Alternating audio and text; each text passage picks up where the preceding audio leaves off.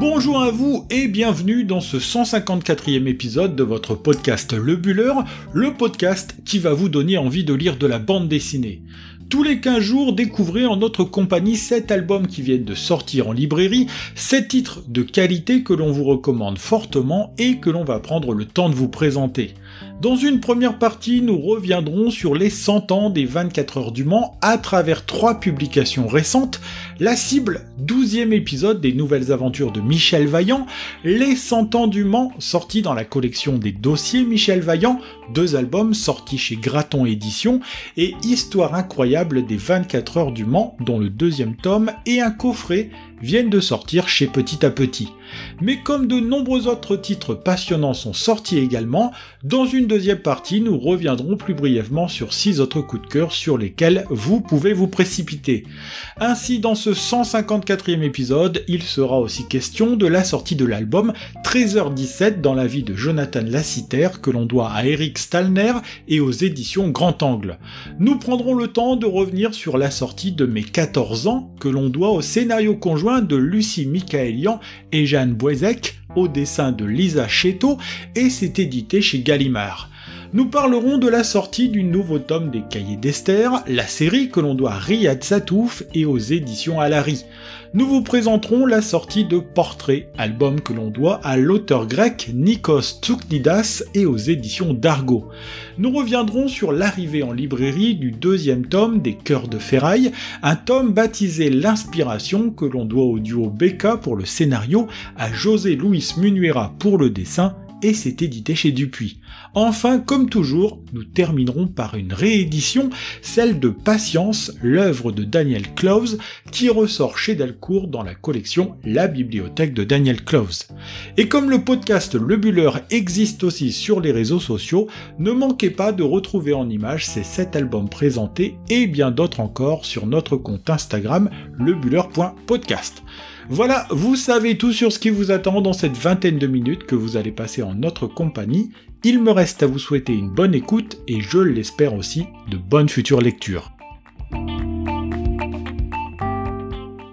Événement exceptionnel, épisode exceptionnel pour ce 154e épisode de notre podcast, et pour la première fois, cette première partie ne sera pas consacrée à un, mais 4 albums, portant tous sur le même événement qui s'est déroulé les 10 et 11 juin dernier. C'est donc dans le bruit assourdissant des vrombissements de moteurs que l'on vous entraîne aujourd'hui pour vous présenter 3 titres qui sauront aussi bien satisfaire les BD-philes que vous êtes que les amoureux de sport mécanique. Que ce soit ce joli coffret sorti récemment aux éditions Petit à Petit, ce dossier Vaillant qui mélange la fiction et la réalité et qui prend appui sur le célèbre pilote pour parler des 24 heures du Mans, ou encore La Cible, 12e tome des nouvelles aventures de Michel Vaillant, les éditeurs ont mis la gomme pour fêter ce centenaire. Les éditions Graton, rattachées à Dupuis, proposent ainsi un très bel objet qui permet d'en apprendre un peu plus sur cette mythique course d'endurance, un ouvrage baptisé Les 100 ans du Mans dans la collection Dossier Michel Vaillant. On en prend plein les yeux à la lecture de cet ouvrage illustré par les splendides dessins et les planches de Jean Graton, les illustrations de Christian Deneyer, Brice Maillet ou Marc Bourgne qui signent aussi le dessin du nouveau Michel Vaillant avec Benjamin Bento, que l'on vous présentera aussi. L'ouvrage est ainsi découpé en 15 chapitres qui chacun reviennent sur un aspect de la course, que ce soit l'histoire du Mans comme laboratoire des constructeurs automobiles, ou encore la présence des femmes sur la course, celle de la presse, l'ambiance sur le circuit quand la nuit tombe, et les liens qui unissent et uniront à tout jamais Michel Vaillant et les 24 heures du Mans. Ce lien tissé s'en est d'ailleurs trouvé renforcé durant cette 100e édition avec la participation d'une voiture reprenant les couleurs de la Vaillante, belle initiative qui aurait fait plaisir à son créateur dont on célèbre les 100 ans de la naissance cette année aussi. Si les illustrations sont superbes, les textes ne sont pas en reste et permettent ainsi de découvrir la mythique course sartoise sous de multiples aspects, permettant ainsi de devenir incollable sur le sujet. Chez Petit à Petit, on a profité de l'occasion pour sortir en librairie un 2e tome des histoires incroyables des 24 heures du Mans, un second tome qui reprend le même principe que le premier, revenir sur les histoires qui ont fait la légende du Mans. L'éditeur en a profité aussi pour réunir les deux volumes en un seul et même coffret de toute beauté qui se voit agrémenté d'une très belle illustration qui immortalise le départ à pied qui forgera aussi la légende du Mans. Si vous connaissez un peu cet éditeur, vous connaissez alors le principe de ces albums qui mélangent habilement la bande dessinée et le documentaire, faisant s'alterner l'un et l'autre sous plusieurs thématiques. Le premier tome prend par exemple le temps de s'arrêter sur certaines figures qui ont fait les grands jours de la course, comme Henri Pescarolo et sa remontée fantastique Une nuit pluvieuse de septembre 68, édition repoussée de quelques mois en raison des mouvements de mai 68. On découvre aussi pourquoi un terrain de golf a été installé à proximité du parcours, d'où vient la tradition d'arroser au champagne après la victoire, mais aussi les stars qui ont fait des apparitions sur le circuit, ou encore les nombreuses innovations technologiques qui vont changer le monde de l'automobile pour l'éternité.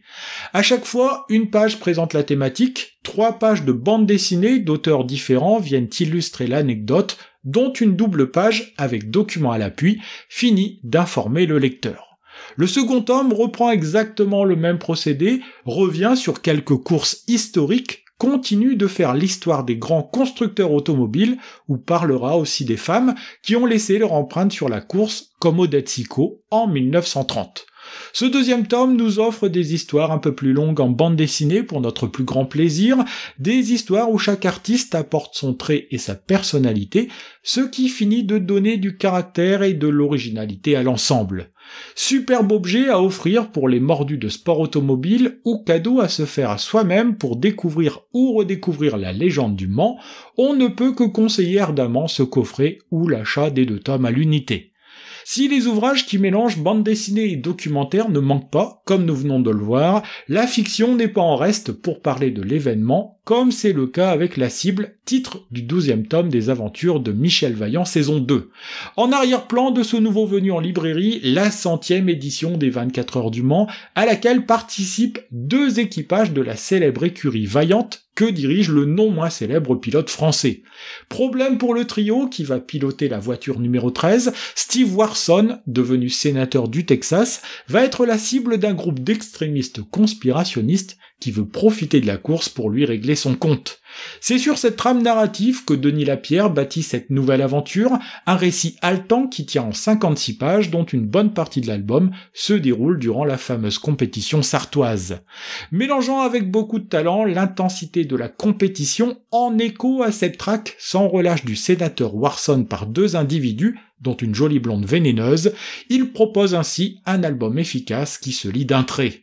Comme sur certains des épisodes précédents de ce Michel Vaillant saison 2, le trait dynamique de Marc Bourgne et Benjamin Bento plonge le lecteur au cœur de la course sans jamais laisser de côté l'intrigue au centre de l'épisode. Le cadrage dynamique est aussi un bel hommage rendu à la fois à la série et à son créateur Jean Graton, qui nous offrait déjà en son temps une belle plongée dans ce sport qu'il aimait tant et qu'il a su mettre en valeur. Alors bien sûr, comme c'est le 12e tome de cette série, il est conseillé de lire les précédents si vous voulez comprendre tous les ressorts de cette intrigue, mais chaque tome peut aussi se déguster comme une histoire complète. Alors, est-ce Michel Vaillant et ses acolytes qui seront les grands vainqueurs de cette 100e édition? Pour le savoir, précipitez-vous sur ce nouveau tome sorti le 2 juin dernier, un tome publié chez Graton Éditions en collaboration avec les éditions Dupuis.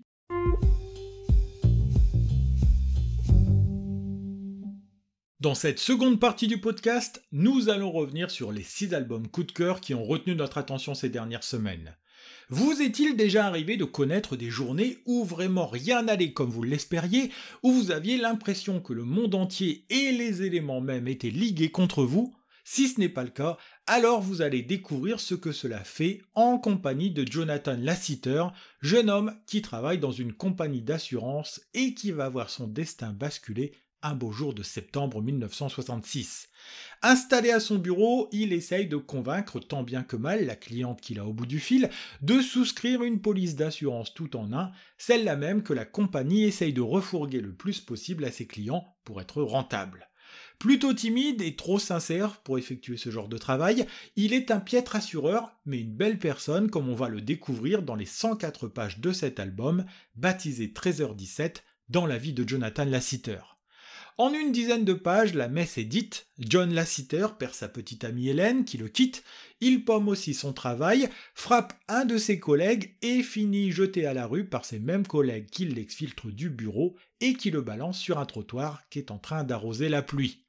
Échoué dans un café, histoire de se réchauffer un peu et se sécher, notre héros va faire la connaissance d'Edouard, personnage énigmatique, à la moustache impeccablement dessinée, homme qui a de l'allure, en plus de sembler avoir de l'argent. Comme un malheur n'arrive jamais seul, Lasseter s'est aussi fait voler son portefeuille, et c'est Edouard qui paiera la tournée de whisky avant de proposer à Jonathan de devenir son chauffeur pour la soirée, car il est trop alcoolisé pour prendre le volant. Voilà comment se constitue cet équipage que l'on va suivre tout au long de cette histoire, une histoire dans laquelle le lecteur découvre en même temps que le personnage principal qui est le fameux Edouard et pourquoi il prétend passer sa dernière soirée dans la ville de Kinway. On se retrouve ainsi embarqué dans ce récit où 90 pages équivalent à 13h17 dans la vie de Lasseter, un peu plus d'une demi-journée durant laquelle John va se révéler à lui-même et va voir sa vie basculer.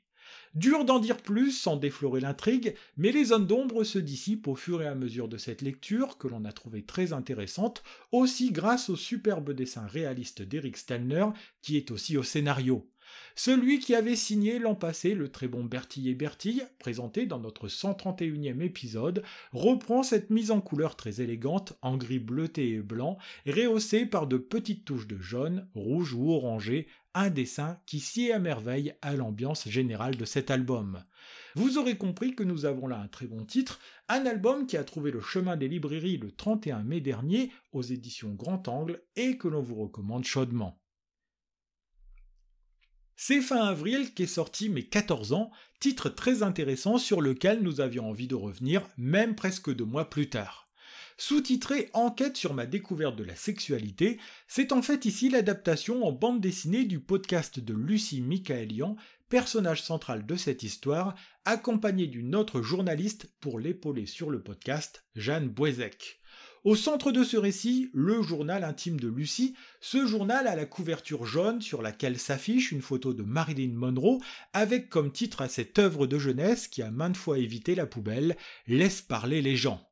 C'est à l'intérieur que Lucie va se livrer, nous sommes alors en 2003-2004, l'adolescente est en 3e et c'est cette année qu'elle a choisi pour faire sa première fois.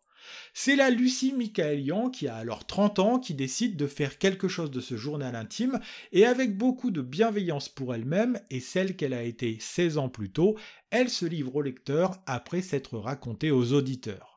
Vous l'aurez compris, pour cette demoiselle d'à peine 14 ans, une chose commence à se faire envahissante dans sa vie au point de s'en épancher à son confident le plus intime, son éveil à la sexualité. Sans aucune honte et avec beaucoup de franchise, elle revient sur le plaisir qu'elle a pris à se masturber, voire même à dessiner cet acte solitaire, mais aussi l'envie qui se fait alors de plus en plus pressante de faire l'amour aux grandes dames de sa mère qui essaye de freiner ses ardeurs. Et ça tombe bien, car Lucie est tombée amoureuse. Lui s'appelle Camille, adolescent blond aux cheveux bouclés et aux traits fins, que la couverture de l'album immortalise langue contre langue avec l'héroïne de cet album. Ce sera donc lui son premier mec, celui avec lequel elle sautera le pas, non sans avoir réfléchi à la chose, car l'avantage de suivre l'intimité de Lucie est de comprendre le cheminement et cette naissance du désir qui la pousse ainsi vers Camille. Puis après Camille, il sera question de Ben, de la première déception amoureuse, de la découverte plus en détail d'une sexualité qu'elle prend plaisir à explorer, en même temps qu'elle a du mal à la séparer des sentiments. Toute la force de cet album est de ne jamais juger, mais plutôt de raconter et de montrer ce que c'est qu'être adolescente et comment on essaye de trouver son chemin dans un monde fait d'injonctions où l'on essaye de faire cohabiter cette recherche de liberté avec la norme dans laquelle on grandit toutes et tous. Ici, pour mettre le tout en image, c'est Lisa Chetto qui donne beaucoup de caractère à l'ensemble, avec un dessin qui s'affranchit de la case et qui foisonne sur les 192 pages de ce titre, comme foisonnent à l'époque les envies et les réflexions de l'autrice du journal intime. Avec un style se rapprochant d'une Julie Doucet, il y a pire comme référence, elle sait retranscrire les émotions et les sentiments en faisant sienne l'histoire de Lucie Michaelian. C'est passionnant, touchant, parfois drôle, sincère, mais c'est surtout un objet très intéressant qui sera peut-être capable de fournir des réponses à certaines jeunes filles qui se reconnaissent en Lucie. Ce sont les éditions Gallimard qui proposent cet album, un titre qui sait embarquer le lecteur dans une époque et dans un univers, un album que l'on a beaucoup apprécié et que l'on recommande chaudement là aussi. Restons d'ailleurs dans la thématique de l'adolescence avec celle qui est devenue un véritable phénomène au fil des années qui passent et des albums qui sortent. Je veux parler d'Esther, série que l'on doit au talentueux Riyad Sattouf. Bientôt nous la laisserons voler de ses propres ailes, mais en attendant, comme tous les ans à pareille époque, on retrouve compilées en un album toutes les histoires qui sont sorties au fil de l'année dans le Nouvel Obs. De ses 16 à ses 17 ans, on retrouve une fois de plus la jeune adolescente dont les traits ont peu changé et s'éloignent certainement un peu plus encore de la jeune fille dans la vie réelle, ce qui n'est pas plus mal. C'est qu'Esther, par le biais de Sattouf, nous parle régulièrement de son rapport à une célébrité qu'elle vit par procuration, chose qu'elle trouve finalement pas si mal que cela, alors que plus jeune, elle se rêvait en célébrité. C'est que la jeune fille continue de grandir et avec amusement et tendresse, on continue de la voir évoluer, que ce soit dans ses amitiés, mais aussi dans ses centres d'intérêt au quotidien. Toujours célibataire, à son grand désarroi, elle continue de faire de l'amitié une valeur centrale dans sa vie, surtout avec Cassandre, personnage que vous devez connaître vous aussi si vous êtes des lecteurs assidus des cahiers d'Esther comme je le suis. C'est d'ailleurs avec elle qu'elle s'affiche sur la couverture de ce nouvel opus, dans une salle de sport en train de se défouler sur un tapis de course, elle qui a justement un père coach sportif qui travaille dans une autre salle. Avec le père, les relations sont toujours au beau fixe, sauf quand ce dernier lui refuse de prendre des infusions au CBD, un père qu'elle regarde vieillir avec tendresse et qu'elle continue d'admirer. L'autre grand sujet de cette nouvelle livrée est le passage du bac de français pour une jeune fille qui est en première, que ce soit les écrits ou les oraux, nombreuses sont les histoires qui tournent autour de cette thématique. Si tous les jeunes ne se retrouveront pas forcément en Esther, il est intéressant pour les adultes de s'immerger dans la vie de cette adolescente dont on peut se demander tout de même ce qu'elle peut bien cacher à son papa narratif, Riyad Sattouf. En attendant, ne boudons pas notre plaisir de retrouver ce personnage pour lequel on a beaucoup d'affection, avec ce style simple mais redoutablement efficace. Sattouf nous propose une nouvelle saison savoureuse des aventures d'Esther. Sur le même principe que les années précédentes, où une page équivaut à une histoire, avec parfois des histoires à suivre, il nous livre notre dose annuelle que l'on prendra plaisir à ressortir à l'occasion. Ce sont toujours les éditions Alary qui éditent cette très bonne série, une nouvelle livrée des cahiers d'Esther qui tiennent en 56 pages et que l'on vous recommande toujours avec le même enthousiasme. C'est sur une île grecque arrosée en permanence par le soleil que nous entraîne notre coup de cœur suivant, Portrait, un album que l'on doit à un jeune artiste qui s'appelle Nikos Tsouknidas. De soleil et de lumière, il en est d'ailleurs question au centre de cet ouvrage, puisqu'ici, c'est la naissance de la photographie moderne qui est le sujet principal de cette histoire, nous transportant en 1838. C'est que sur cette île débarque un certain Louis-Jacques Mandé-Daguerre, lui qui s'apprête à révolutionner l'art de la photographie avec une invention qu'il a justement pris dans ses bagages. Venu rendre visite à Taki, dans cet endroit calme et reculé, il va lui faire part de cette invention qu'il a baptisée daguerréotype, invention qui tient dans une grosse boîte et qui sert à fixer sur une plaque de cuivre des instants précis. Sur cette île vit aussi un certain Marco, jeune homme ardemment courtisé par les universités grecques, lui qui est une espèce de bricoleur touche-à-tout et grand ami de Taki. Quand on le découvre, il est en train d'affiner une invention qui ajoute sur sa bicyclette un pignon libre qui lui permettra de dévaler à toute vitesse les rues du village et les flancs des collines. Resté sur l'île alors que sa sœur Yo est partie étudier à Vienne en Autriche, il va justement pouvoir retrouver celle qui n'avait plus mis les pieds sur ce morceau de terre au milieu de la mer depuis près de 3 ans. Mais en plus de son vélo, Marco va pouvoir utiliser l'invention de Daguerre que lui a prêté Taki, lui qui voit dans le jeune homme la personne idéale pour étreiner cet ancêtre de l'appareil photo. C'est ainsi que le lecteur suit le jeune homme au milieu de ses amis, des magnifiques paysages ensoleillés et en compagnie de sa sœur dans ce récit qui se déploie en douceur et en 120 pages. Appareil qui va permettre de fixer les souvenirs de cette période douce et innocente, elle est aussi annonciatrice des changements à venir et de la façon avec laquelle elle va devenir un outil indispensable aux hommes. Proposant une double narration qui se rejoint, Portrait est un récit bien construit sur l'histoire d'une invention et sur la migration et l'attachement à la terre natale. Cette histoire est portée par un très beau dessin, vibrant et vivant, parfois tourbillonnant, aux couleurs ensoleillées, qui sont une véritable invitation au voyage. Ce sont les éditions d'Argo qui publient ce premier album d'un artiste grec dont on devrait de nouveau entendre parler, un album disponible depuis le 2 juin dernier que l'on vous recommande chaudement. Après avoir posé les jalons d'un univers déployé dans le premier tome, qui est sorti en juin de l'année dernière, le duo Becca au scénario et José Luis Munuera au dessin reviennent pour un deuxième volet de la série Les Cœurs de Ferraille. Ce n'est ici pas à proprement parler une suite du premier tome, mais plutôt un second volet qui replonge dans l'univers de la série, un second volet qui porte comme titre L'inspiration. Ce deuxième volume est d'ailleurs une réflexion très pertinente que l'on peut facilement mettre en lien avec celle plus générale qui traverse notre société en ce moment, je veux parler de l'intelligence artificielle. En effet, ce deuxième tome commence par un assassinat, celui des parents de la jeune Eva, un assassinat dont on comprend la raison au fil de la lecture, une raison en lien avec une faculté que développent quelques robots, celle de l'écriture. En effet, si vous connaissez l'histoire, les robots aux silhouettes humaines sont tous là pour être au service des humains, mais pourtant il existe des robots qui ont appris le langage des hommes et qui écrivent des histoires que d'autres robots lisent entre eux. Cette inspiration est à double tranchant, car d'un côté, les robots y voient là la possibilité de ne pas être seulement des tas de ferrailles sans âme, mais de l'autre côté, certains hommes se trouvent menacés par cette intelligence cybernétique. Il est même fait état d'un grand remplacement qui verrait les hommes être remplacés par les robots, une théorie qui va pousser Alpha, un riche suprémaciste blanc, à engager 2 limiers pour brûler tous les livres écrits par des robots et tuer les auteurs et leurs complices. C'est donc un récit vraiment riche et futé, avec plusieurs niveaux de lecture, que nous offrent là les Becca, Bertrand Escaich et Caroline Roch, en compagnie de José Luis Munuera dans cette seconde livrée. Intelligence artificielle, racisme, rejet de l'autre, voilà de nombreuses thématiques en vogue, parfaitement bien introduites ici, dans un récit que l'on prend énormément de plaisir à lire, comme sur le premier tome.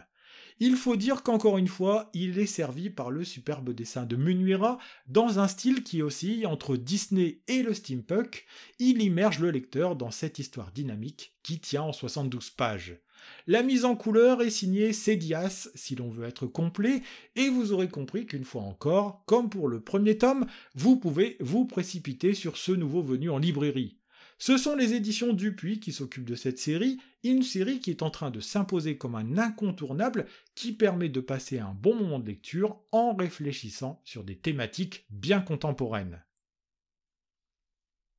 Terminons, comme ce sera le cas chaque quinzaine, par un album qui se voit réédité pour notre plus grand plaisir, ou encore la sortie en librairie d'une intégrale. Dans la bibliothèque de Daniel Cloves, collection qu'édite la maison Delcourt, est sorti le 17 mai dernier Patience, récit sorti à l'origine chez nous en 2016 et qui a retrouvé le chemin des librairies avec une nouvelle traduction. Dans cette histoire, Daniel Cloves laisse parler toute son imagination pour nous concocter un récit qui mélange avec beaucoup de talent la science-fiction, le thriller et n'échappe pas non plus à la romance. La couverture très colorée de cette nouvelle édition donne le ton, cette plongée entre futur et passé est l'occasion pour l'auteur de faire varier toute sa palette de couleurs en fonction de la période où il entraîne son héros. Lui s'appelle Jacques Barlow, un gars sans envergure qui, à un âge avancé, continue de distribuer des prospectus dans la rue en échange d'un salaire misérable de 7,25$ de l'heure. Mais pour celle qu'il aime et dont il vient d'apprendre qu'il attend un enfant d'elle, il a envie de changer, de se montrer sincère et courageux afin d'élever son futur enfant dans un climat serein et rassurant. Celle qu'il aime justement, elle s'appelle Patience. Vous aurez noté qu'elle donne le nom à cet ouvrage, et si son enfance ne fut pas des plus joyeuses, elle a enfin trouvé l'homme avec qui elle compte bien partager sa vie. Problème, en rentrant chez lui, Jack retrouve sa femme morte sur le sol de leur appartement, un crime dont Jack, après quelques jours de prison, va tout faire pour retrouver le coupable. C'est alors que le récit nous propulse en 2029 pour retrouver un Jack qui n'a consacré son existence qu'à la résolution de ce meurtre, une vie qu'il a mise en pause en mémoire de celle qu'il a aimée.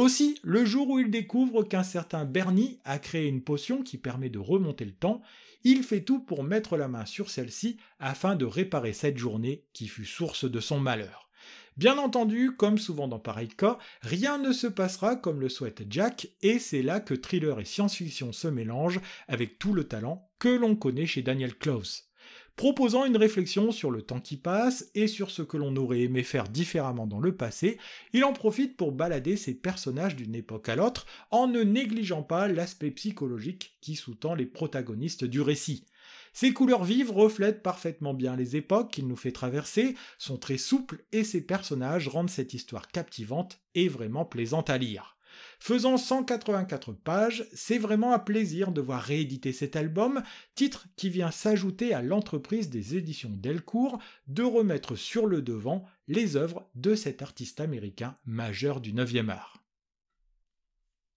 C'est ainsi que se termine ce 154e épisode de votre podcast Le Buller, un épisode consacré dans sa première partie à plusieurs albums en lien avec les 24 heures du Mans, des albums qui nous viennent des éditions Gratton-Dupuis ou encore de chez Petit à Petit. C'est toujours un plaisir de vous faire découvrir les sorties en bande dessinée de ces dernières semaines, et si vous avez envie de partager ce plaisir avec nous, n'hésitez pas à nous rejoindre sur les réseaux sociaux. Si vous voulez découvrir en images tous les titres qui ont été présentés dans l'épisode du jour, une seule adresse, le compte Instagram lebuller.podcast, où vous pourrez vous exprimer et découvrir bien d'autres titres encore. N'hésitez pas non plus à parler de nous autour de vous, sur les réseaux sociaux, dans votre librairie préférée, ou encore entre amis et en famille, afin que le Buller puisse continuer de grandir.